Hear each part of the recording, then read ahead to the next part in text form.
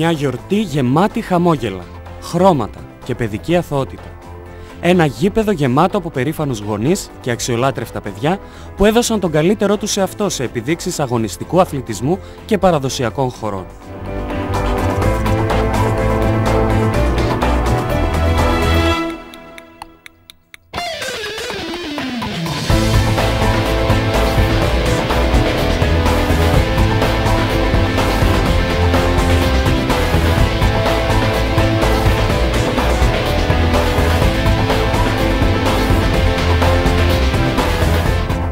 Οι εξέδρες του πρώτου αθλητικού κέντρου του Γέρακα αποδείχθηκαν λίγες για να καλύψουν τις ανάγκες των 2.000 και πλέον θεατών που γέμισαν ασφικτικά το γήπεδο για να παρακολουθήσουν την τελετή λήξης της Αθλητικής Άνοιξης και τις επιδείξεις των αθλητικών προγραμμάτων 2009-2010.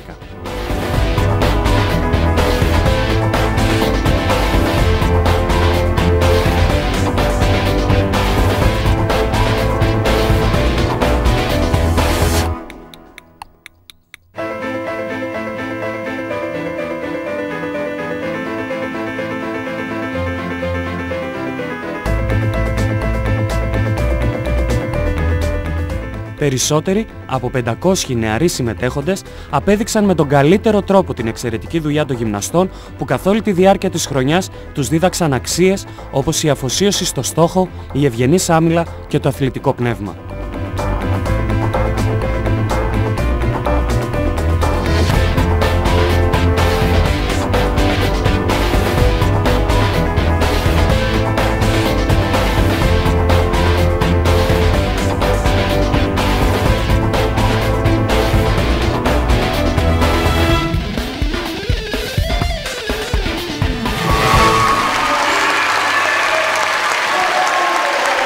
Γιορτάζουμε την λήξη της αθλητικής χρονιάς των προγραμμάτων της κοινοφιλούς μας επιχειρήσης και ταυτόχρονα θα δώσουμε και τα βραβεία στα παιδιά που κέρδισαν στους αγώνες της Αθλητικής Άνοιξης.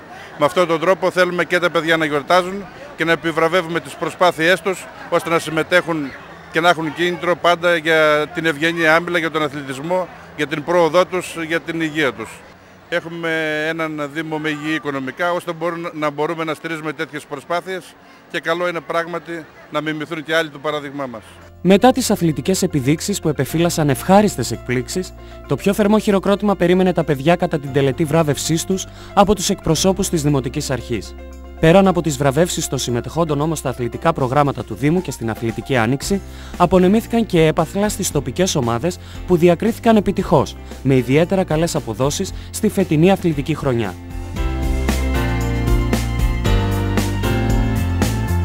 Το ραντεβού ανανεώθηκε για την επόμενη χρονιά και όπως όλα δείχνουν, η συμμετοχή των παιδιών στα νέα προγράμματα αναμένεται να ξεπεράσει ακόμα και τα δεδομένα της φετινής χρονιάς. Εξάλλου, οι γυμναστές τους θα περιμένουν με χαρά να υποδεχθούν τους νέους φερέλπιδες.